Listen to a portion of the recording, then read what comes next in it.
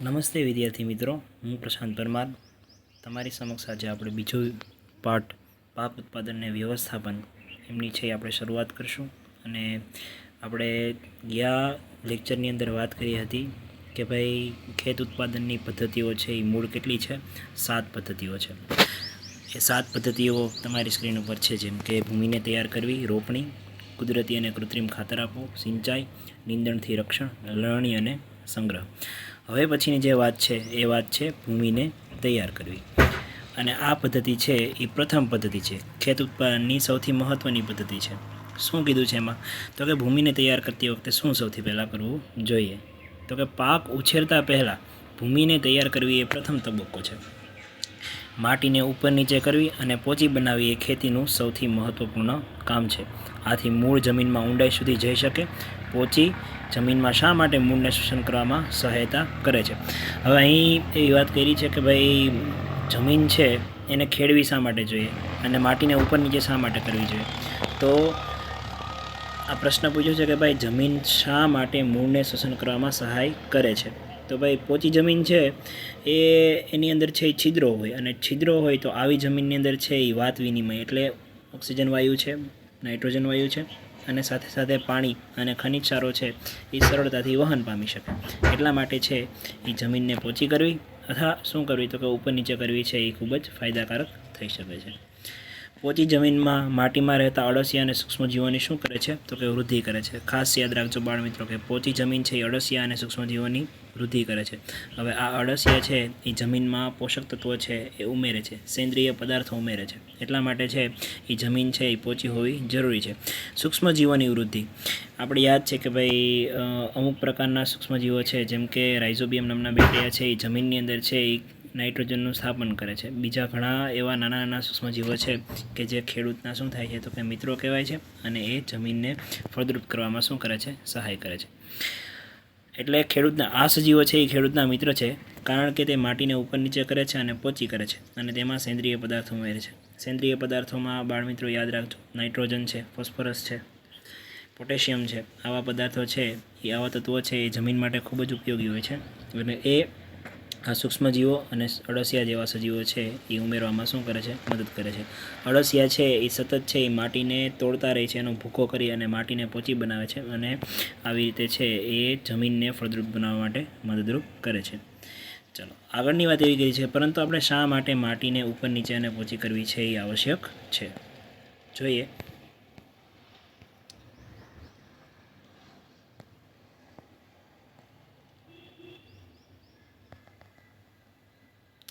તમે અગાઉના ધોરણમાં અભ્યાસ કરી ચૂક્યા છો કે માટીમાં ખનિજો, પાણી, હવા તથા કેટલાક સજીવો જોવા મળે છે.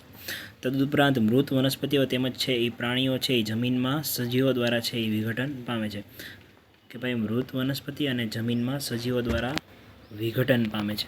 હવે આ સૂક્ષ્મજીવો છે જે વનસ્પતિઓ મૃત્યુ પામી ગઈ હોય, એટલે કે જેમના પાંદ ખરી ગયા છે, અથવા કોઈ વનસ્પતિ છે એ સુકાઈને પડી ગઈ છે, અથવા જે પ્રાણીઓ છે એ મૃત્યુ પામી ગયા છે, એ પ્રાણીઓ છે એનું વિઘટન થાય છે. વિઘટન થાય છે એટલે એવો સડે છે, અને સડે છે ત્યારે એમાંથી કેટલાક વાયુઓ અને ખાતર પણ થાય છે. આ મૃત સજીવો છે એ મૃત સજીવોમાંથી રહેલા પોષક તત્વો છે એ મુક્ત થઈ અને જમીનમાં શું થાય છે? ભળી જાય છે.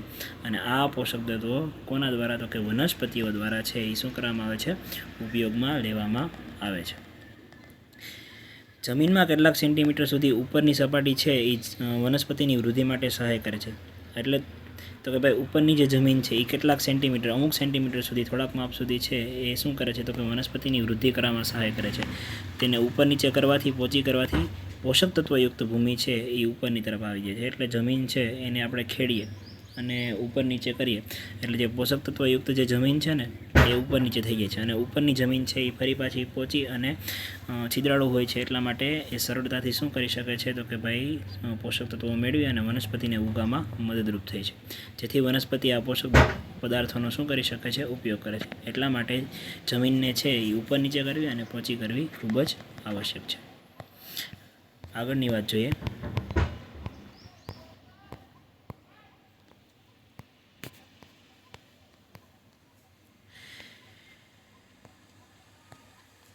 આગળની વાત એવી કરી છે કે ભાઈ હવે એક વ્યાખ્યા છે, અને એ વ્યાખ્યા કઈ છે કે તો કે ભાઈ આપણે એમ કીધું છે કે માટીને ઉપર નીચે કરવી છે અને પોચી કરવી છે. તો આ માટીને ઉપર નીચે કરવી અને જે પોચી કરવી છે ને આ ક્રિયાને ખેડાણ કહેવામાં આવે છે. ભૂમિની તૈયાર કરવા માટે સૌથી પહેલી મહત્ત્વની વાત કે ભાઈ ખેડાણ ક્રિયા કરવી ખૂબ જ જરૂરી છે.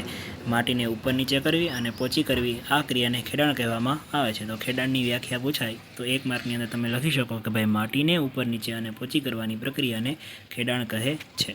હવે આ પ્રક્રિયા છે શેના દ્વારા કરવામાં આવે છે? આ પ્રક્રિયા હળ ચલાડીને કરવામાં આવે છે. હળ લાકડાના અથવા લોખંડના બંને હોય છે. જો ભાઈ હળ છે એ લાકડાનું પણ હોય છે અને લોખંડનું પણ હોય છે, પણ આજના જમાનામાં હવે હળનો બહુ ઉપયોગ થતો નથી. એની જગ્યાએ છે એ કેનો ઉપયોગ થવા માંડ્યો છે કે ટ્રેક્ટર દ્વારા સંચાલિત સાધનોનો. પણ પહેલાંના જમાનાની અંદર હજુ ઘણા ગામડાઓની અંદર છે એ હળનો ઉપયોગ થાય છે. જો હવે અહીંયા એમ કીધું છે કે ભાઈ જો અહીં માટી છે એ સૂકી હોય તો ખેડ અગાઉ છે એ પાણી આપવાની જરૂર પડી શકે છે. એટલે ખેડ કરતાં પહેલાં છે એ માટીમાં થોડુંક પાણી ઉમેરી દઈએ તો સરળતાથી છે એ માટીના ઢેફા શું થઈ જાય તો કે એના ટુકડા થઈ જાય અને આ ઢેફાઓને તોડવા છે એ આવશ્યક હોય છે. અને પછી છે એ ઢેફા એક વખત તોડી નાખીએ, જમીન ઉપર નીચે થઈ જાય પછી શું કરવાનું છે તો કે ખેતરને સમથળ કરવાનું છે અને જે તો કે વાવણી અને સિંચાઈ માટે શું થઈ શકે છે? લાભદાયક થઈ છે. હવે ખેતરને સમથળ કરવા માટે એક સાધનનો ઉપયોગ થાય છે અને આ સાધનને લેવલર સમાર કહેવામાં આવે છે. તો ખેતરને સમતળ કરવા માટેનું સાધન કયું છે તો કે ભાઈ સમાર છે. સમાર વડે છે એ ખેતરને સમતળ કરવામાં આવે છે. એટલે ખેડાણ અને સમારનું કાર્ય યાદ રાખવાનું છે કે સમાર છે એ ખેતરને સમતળ કરે છે અને ખેડાણની વ્યાખ્યા યાદ રાખવાની છે કે ખેડાણ એટલે શું તો કે માટીને ઉપર નીચે કરવી અને પોચી કરવાની ક્રિયાને ખેડાણ કહેવામાં આવે છે. ત્યારબાદ આગળની વાત જોઈએ. કેટલીક વખત છે એ જમીનને ખેડતા પહેલાં તેમાં કુદરતી ખાતર પણ ઉમેરવામાં આવે છે. હવે આ વસ્તુ બાળમિત્રો યાદ રાખજો કે ભાઈ અત્યારના જમાનાની અંદર હવે કુદરતી ખાતર છે એ લોકો ઓછું આપતા થઈ ગયા છે. સીધા રાસાયણિક ખાતરનો ઉપયોગ કરી અને માટી છે, જમીન છે એને એની ફળદ્રુપતા છે એ ઘટાડવા માટે શું કરી રહ્યા છે તો કે ભાઈ નુકસાન કરી રહ્યા છે અને ઉમેરીને જમીનને છે એ લાંબા ગાળા માટેની જમીન રહેવા દેતા નથી. બહુ ટૂંકા સમયની અંદર છે એ જમીન નાશ પામી જાય છે. એટલા માટે કુદરતી ખાતર આપતા જે લોકો છે એ એમના જમીન માટે વિચારે છે અને એમની જમીન છે એ સારી રહે છે. એટલે કેટલી વખત છે એ ઉપરથી કુદરતી ખાતર આપી દે અને પછી છે એ ખેતરને ખેડી નાખે એટલે શું થઈ જાય તો કે યોગ્ય માત્રાની અંદર છે એમાં શું તો કે ભાઈ પોષક તત્વો ઉમેરાઈ જાય. એટલે તો કે સૌથી પહેલાં તો શું કરવામાં આવે છે? પહેલી પદ્ધતિ તો કે ભૂમિને તૈયાર કરતી વખતે જમીનને ખેડવામાં આવે છે એટલે એ પોચી અને ઉપર નીચે થઈ જાય. કુદરતી રીતે છે એ ખાતર આપી અને શું કરવામાં આવે છે તો કે એને ખેડવામાં આવે છે એટલે જમીન છે એમાં કુદરતી ખાતર યોગ્ય રીતે ભળી જાય અને આગળની વખતે છે એ ઉગવા માટે વનસ્પતિને ઉગવા માટે શું થઈ શકે તો કે ફાયદાકારક થઈ શકે છે. હવે પછીની જે વાત છે એ માટીને તૈયાર થઈ ગયા માટે હવે એ તૈયાર થઈ છે તો એ તૈયાર કરવા માટે અમુક પ્રકારના સાધનોનો ઉપયોગ કરવામાં આવ્યો છે. હવે કેવા પ્રકારના સાધનોનો ઉપયોગ કરવામાં આવે તો કે ભાઈ જો અમુક પ્રકારના સાધનોમાં સૌથી મહત્ત્વનું સાધન કહી શકાય તો એ સાધન રહેશે હળ. જો હું કીધું તો કે સારું ઉત્પાદન મેળવવા માટે બીજ રોપતા પહેલાં માટીના ઢેફા તોડવા આવશ્યક છે અને આ કાર્ય છે એ વિવિધ ઓજારોની મદદથી કરવામાં આવે છે. અને કયા ઓજારો તો કે હળ, ખરપિયો અને કલ્ટિવેટર આ સાધનો દ્વારા છે એ શું કરવામાં આવે છે તો કે ભાઈ ખેતરને છે એ ખેડવામાં આવે છે અને ખેતરને વ્યવસ્થિત રીતે ઢેફા તોડવા અને માટીને તોડવા માટે છે એ શું થાય છે તો કે ઉપયોગમાં આવે છે. એટલે હળ, ખરપિયો અને કલ્ટિવેટર જેવા સાધનો છે એ ખેતીના ઓજારો તરીકે. હવે આ ઓજારો છે એ ખેતરને ખેડવા માટે, માટીને ઉપર નીચે કરવા માટે અને છે એ જમીનને પોચી કરવા માટે છે એ ઉપયોગમાં લેવામાં આવે છે. આના સિવાયના બીજા ઘણા ઓજારો છે જે ભવિષ્યમાં તો કે આપણે જોશું કે ભાઈ કયા ઓજારો છે એ શું કામ કરે છે. આગળની વાત જોઈએ. સૌથી પહેલું સાધન એમ કીધું છે કે પ્રાચીન સમયથી જ હળનો ઉપયોગ છે એ ભૂમિને ખેડાણ કરવા માટે, પાકમાં ખાતર ઉમેરવા માટે, નીંદણ દૂર કરવા માટે તથા માટીને ઉપર નીચે કરવા માટે થાય છે. જો અહીંયા આપણને એવી વાત કરી છે કે ભાઈ પાકને ખાતર ભેળવવા, ભૂમિને ખેડાણ કરવા અને માટીને ઉપર નીચે કરવા માટેની વાત થઈ ગઈ છે, પણ ખાતર ભેળવવા માટે અને નીંદર દૂર કરવા માટેની છે એ વાત થઈ નથી. પણ નીંદર દૂર કરવા માટેની વાત છે એ આપણે આગળ આવશે જ. અને એ નીંદણ શું છે, નીંદણનો ઉપયોગ શું છે, નીંદણને કઈ રીતે દૂર કરવું જોઈએ, નીંદણ છે એ કઈ રીતે નુકસાનકારક છે, એ બધી વાત આવશે એ આપણે આગળના લેક્ચરની અંદર જ્યારે નીંદણ વિશે વાત આવશે ત્યારે જોશું. હવે હળ છે એનો ઉપયોગ મોટા ભાગે ઊંટ અથવા ઘોડા અને આમ જોઈએ તો ઊંટ અથવા ઘોડાનો ઉપયોગ તો બહુ ઓછો થાય છે, પણ બળદની જોડ સાથે છે એ એમનો ઉપયોગ થાય છે. હવે આગળની વાત એવી કરી છે કે ભાઈ તો જે હળ છે એ ખરેખર કામ કઈ રીતે કરે છે તો કે ભાઈ અહીંયા જો નીચે તમને આકૃતિ આપી છે. આ હળના છે એ મુખ્ય 3 ભાગ પડે છે. એમાં કયા કયા ભાગ પડે છે અને એ ભાગનું કામ શું? તો અહીં આપણને જે આપ્યું છે એમાં આ ભાગ છે એ ભાગને ફાલ કહેવામાં આવે છે. હવે આ ફાલનો જે ભાગ છે ને એ કઈ જગ્યાએ, તો કે જમીનમાં નીચેની તરફ છે એ ખૂપેલો હોય છે, જે ખેતરની જમીનને તોડવા માટે, માટીનો ભૂકો કરવા માટે ઉપયોગમાં લેવામાં આવે છે. એના પછી આગળનો જે ભાગ છે અહીંયા આ ભાગને જોત કીધું છે. હવે આ જોતનો જે ભાગ છે એ બંને તરફ છે એ બળદના કેના ઉપર, તો કે બળદના ઉપર છે એ ભાગ પર રાખવામાં આવે છે. અને એના સિવાયનો આ એક જે મોટો દંડા જેવો ભાગ છે એને હળસાફ્ટ કહેવામાં આવે છે. અને આ હળસાફ્ટ છે એ શું હોય છે, તો કે વચ્ચે મોટો છે એ દંડા જેવો ભાગ છે, જે કોની સાથે, તો કે જોત સાથે અને ફાલ સાથે જોડાઈ ગયેલો હોય છે. તો આવી રીતે છે એ ફાલ દ્વારા છે શું કરવામાં આવે છે, તો કે ખેતરને ખેડવામાં આવે છે. એના પછીની જે વાત છે એ વાત કેની છે, તો કે ભાઈ ખરપિયાની. ખરપિયો છે એ એક સાદું ઓજાર છે. આ ખરપિયો જે નીંદણ દૂર કરવા માટે અને જમીનને પોચી કરવા માટે વપરાય છે. તેમાં લોખંડ કે લાકડાનો લાંબો દંડો આવેલો હોય છે. તેને એક છેડાથી મજબૂત પહોળી અને લાંબી લોખંડની પટ્ટી સાથે, તો કે તકતી સાથે શું કરેલો હોય છે, જોડેલો હોય છે.